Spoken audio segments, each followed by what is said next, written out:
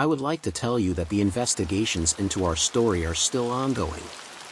Because what happened in this story is something that cannot be ignored. It is not common to see such a thing in our country, but we can say that it is happening, but in a different way. We start our story today with what was mentioned by the most famous Indian newspaper, the TN newspaper.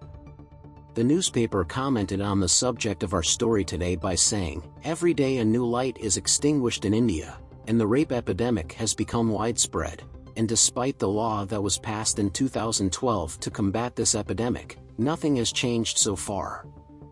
Our story today is about a successful, respected, hardworking, intelligent girl who worked hard to get to where she is. She entered medical school and became one of the best doctors, but in the middle of this, someone came, like a dog in the street, to decide that his desires are more important than her life, her history, her family's history, and even her soul and life. Do you want to know the details? Let me tell you now what happened in our story. Our story takes place in the year 2024, and its heroine is a girl named Mumita D. Banath, who was born in 1993 in India, specifically in the city of Kolkata, located in eastern India. Since her childhood, Mumita was active and hardworking, and she was curious, but not about trivial matters. She was curious about science. She loved to learn everything, especially biology. When Mumita graduated from high school, she joined the university and completed her studies until she obtained a bachelor's degree. Then she continued her studies until she obtained a master's degree in environmental sciences, and she was interested in environmental issues such as climate change and pollution. Not content with that, she worked on developing herself until she also obtained a doctorate in the same field. Mumita was in her second year of training at the R.J. Carr Medical College, a college affiliated with Kolkata Hospital. During the COVID-19 pandemic, she noticed many patients suffering from breathing problems, so she decided to specialize in respiratory medicine, and became a chest specialist. She cared greatly for her patients and followed up on them carefully. Mumita was a smart, enthusiastic girl who was always in a good mood when dealing with people. She chose the most beautiful words in her speech and was distinguished by her kindness and politeness with everyone. Imagine that this is not just my words, but the description of the people who knew her. This is what her father and mother said about her, who loved her very much and were proud of her. Although they lived a modest life and worked as tailors, working hard day and night, they gave her everything they could. They allocated their time and money to support her until she completed her studies. Mumita appreciated this support, and whenever she bought something for herself, she remembered her parents and bought for them as well. One of her professors at college, who was one of the doctors who taught her, said about her that she was not only a diligent student, but she was also committed. Even her handwriting was beautiful and distinctive, unlike the writing that many doctors find difficult to read. Her medical prescriptions were clear and easy to read. The doctor added that she understood quickly, was eloquent and confident, and that is why her fellow doctors and patients loved her. Mumita loved her life, whether at home or at work, and once described the hospital where she studied and worked as her second home. She used to say that this place, where she learned medicine and became a doctor, was more than just a hospital for her. She considered the college and the hospital her second home, and she loved them very much. But she did not know that this second home was not safe, and she did not know that this place she loved would eventually become her grave. On August 8, 2024, Mumita finished her work at the hospital at night and called her mother at around 11 o'clock. She told her that she had ordered dinner for herself and her colleagues at the hospital, and that they would eat together there. She told her mother that she would stay at the hospital for dinner and then rest. The poor mother did not know that this would be the last time she would hear her daughter's voice. After they had dinner, Dr. Mumita decided to rest in one of the rooms designated for seminars and meetings inside the hospital, as there were no rooms designated for doctors to rest. That night, Mumita went to the seminar room, where she spread out on the floor and decided to sleep there. She told her friends that she would rest in this room, and her friends left her to sleep while they continued their work until they finished and rested in turn. Dr. Mumita closed her eyes and slept in the place she considered her second home. The next morning, August 9, 2024, she was supposed to start her shift, as she stayed in the hospital because she was ready to work the next day. But Mumita did not show up for her shift, which was quite unusual. Mumita was known for her commitment, and her absence from her shift was impossible for those who knew her. Her friends, who knew that she was sleeping in the seminar room, initially thought that she might have fallen asleep and not woken up yet. They said to themselves, maybe she slept soundly and did not notice the time. Poor thing, she had been working all night without stopping, and it was natural that she had fallen asleep. Her friends thought that she must have slept soundly after such exhaustion. The next morning, two of her friends got together and decided to go wake her up. They went to the seminar room where she was resting. But when they arrived and opened the door, they were shocked by what they saw. What they saw was a terrifying sight, a scene beyond description. Their friend, who had been laughing and talking to them just 9 hours before, and who had had dinner with them, was lying on the floor in a horrible position. Her legs were unnaturally open, and her body looked strange. When they got closer, the shock was even greater. Mumita was bleeding from her eyes, mouth, and genitals. It was clear that she had been strangled, and the signs of torture were clearly visible on her body. These scenes were enough to ignite a state of panic among her friends, who started screaming. The place was filled with noise, and her body was immediately transferred to the morgue. When the forensic report arrived, its details were even more horrific than what her friends had seen. The report stated that Mumita had suffered a fracture in her pelvis, which was the reason behind the unnatural position of her legs. The results showed that her glasses, which she always wore, were shattered inside her eyes, causing bleeding. The report also confirmed that she had been strangled, as there was a shattering of the thyroid cartilage, in addition to bruises all over her body.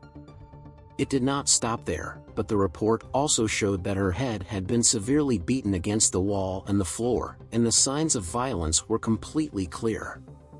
The deadly woman's mouth was covered to prevent her from screaming, and she was subjected to severe torture in sensitive areas of her body, as the torture was clearly pathological and sexually deviant. It was not just rape, but evidence of deviant sexual behavior. The forensic and police reports indicated that the perpetrator of this crime was influenced by pornographic films containing scenes of violence and torture.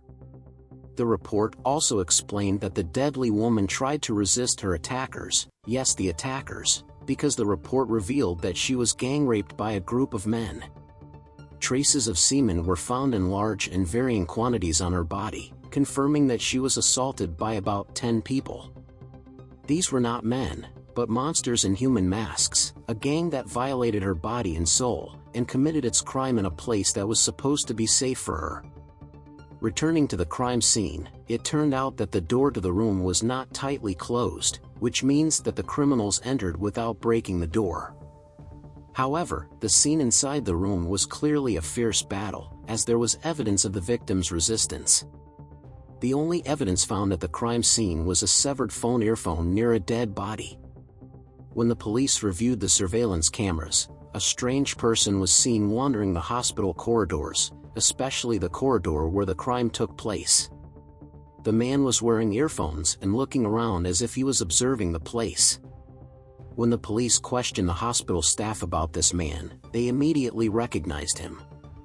They said his name was Sangrohi and he was known to them. The police called Sangrohi, and it turned out that the earphones he had matched the severed earphone found near a dead body. The police also found a photo of a dead body on his phone after the crime, which increased suspicions about him. But who is Sangrohi? He initially started his career in 2019 as a volunteer at the medical college that was connected to the hospital where the crime took place. He worked as a cook, preparing food for patients, doctors, and anyone who needed it.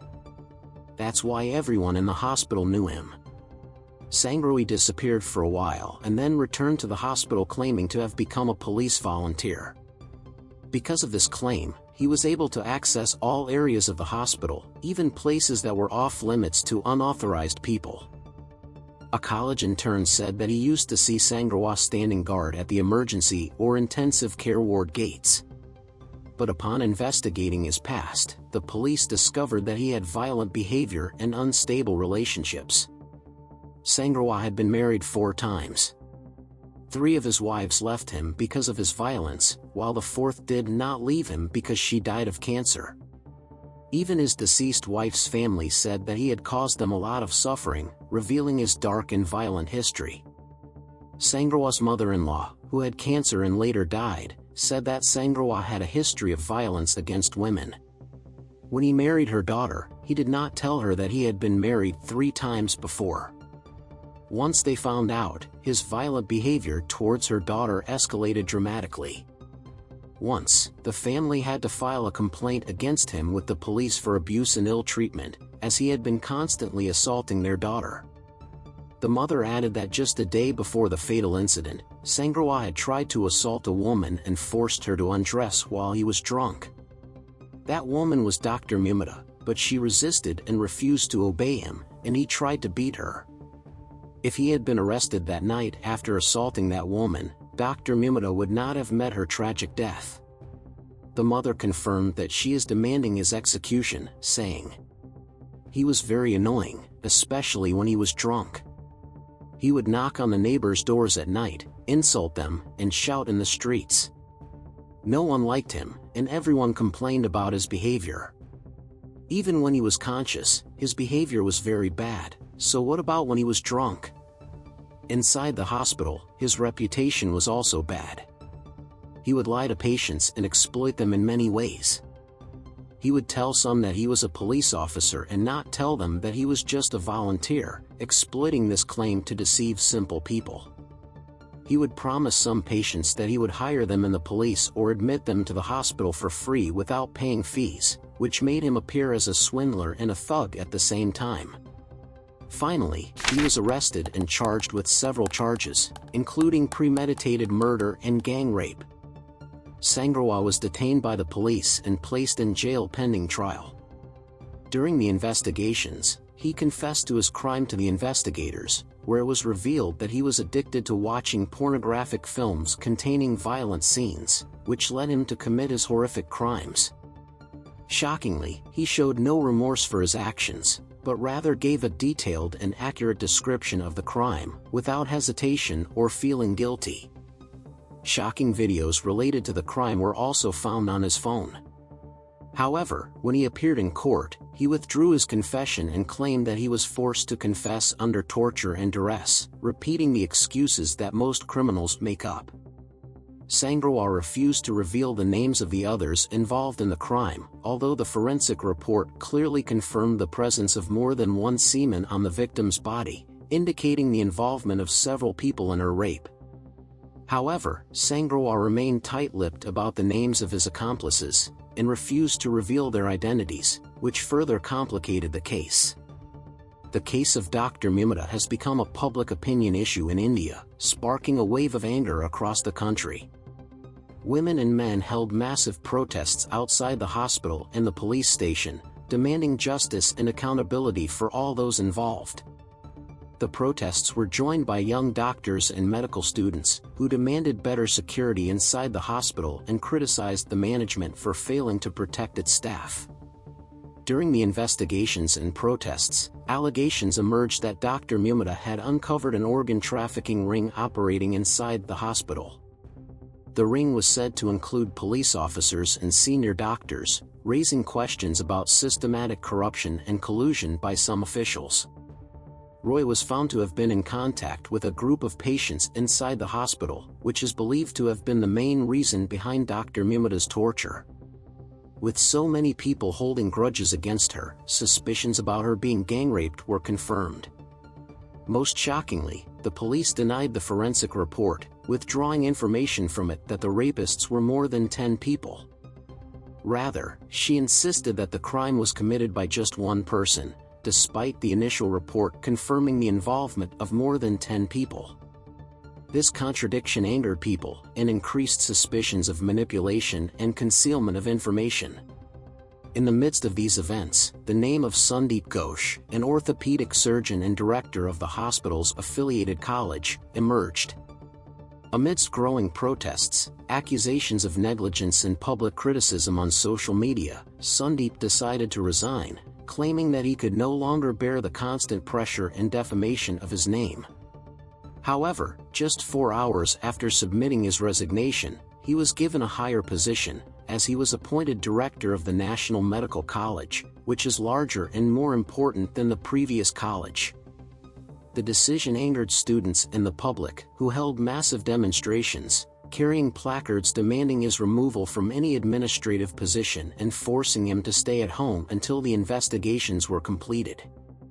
The strong public response prompted the government to reverse its decision to appoint him, and on August 13, 2024, it announced that Sundeep would take an extended leave until further notice, until he was proven innocent of the charges against him.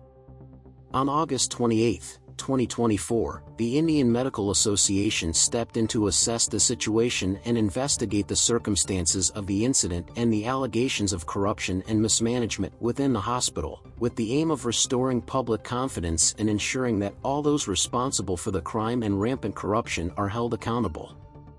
Sundeep was formally suspended after corruption charges were brought against him, as he was subjected to 2 lie detector tests regarding the rape cover-up, in addition to charges related to financial fraud and administrative irregularities in the college and hospital. On September 2, the Central Investigation Agency arrested Sundeep and his assistant on charges of financial irregularities while he was the director, which led to his temporary detention until the trial. Amidst this escalation, several people gathered and vandalized the hospital and college, expressing their anger at the rampant corruption and negligence. They described the place as a source of rampant corruption, and asserted that what was happening there was full of conspiracies and cover-ups of crimes. So far, Sundeep and his assistant are in the hands of the police, and they are being investigated in the hope of uncovering more details and possibly implicating other names. However, suspicions remain that the people who are supposed to be investigating the case may also be involved, raising fears that the case may be closed by holding certain individuals responsible, while the real culprits remain in the shadows. Perhaps decades later, the whole story will be revealed and turned into a movie that shows the truth. But for now, the mysterious fact remains that the community has lost a young and educated 31-year-old doctor. She was loved, passionate about her work, and helped those around her. She was always smiling and kind, and her only crime was that she tried to sleep in a safe place but fell victim to unimaginable brutality. If Roy was the sole culprit and there was no larger conspiracy, then Mumita lost her life because the protection and legal system failed her. This young doctor was killed by a human dog that tried to sexually assault her, and when she resisted, it brutally killed her. It is unfortunate that some official statements have blamed the victim, asking why she slept in a deserted place. Even if she slept in the middle of the street, that does not give anyone the right to assault her. The real pain lies in the fact that the victim died because of a society and laws that failed her. What happened to Mumita should be a strong impetus to change the outdated Indian laws that blame victims instead of punishing perpetrators. There is no justification for what happened, and we hope that Mumita's death will be the spark that sparks real change that prevents such painful crimes from happening again. Harassment, regardless of the justifications, remains a shameful and unacceptable act. Whether the harasser or rapist makes excuses or not, these crimes are in no way justified. No one has the right to question why the victim was in a certain place or when she was there. If you justify such actions, you deserve the same punishment, because accepting this behavior makes you an accomplice to it, and you may become a harasser or rapist one day if you continue with this thinking. Imagine if your sister, mother, or wife had to go to an isolated place or at a late hour, whether to buy medicine or for any other reason. Does this give anyone the right to harass or assault her? Of course not. We must all stand together to reject this behavior and confront anyone who supports it, even if it is just a comment on social media. Fortunately, many governments have begun to criminalize any form of support for harassers or bullying of victims, whether in action or words. Harassment and bullying and support for them, even in comments, are things that we do not accept for ourselves or our families, and therefore we should not accept them for anyone else. I call on everyone to be one hand, and consider any woman on the street as our sister, mother, or member of our family. If we cooperate and stand together, nothing bad will happen. Let us treat each other with respect and love, as these are the values that reflect our humanity and sophistication. In conclusion, I hope that I have conveyed this message to you in a clear and inspiring way. If you are watching me for the first time, do not forget to subscribe to the channel, and if you are a regular follower, do not forget to like and activate the notification bell to receive all that is new. I love you all and wish you good health and wellness. Goodbye, and see you in a new video.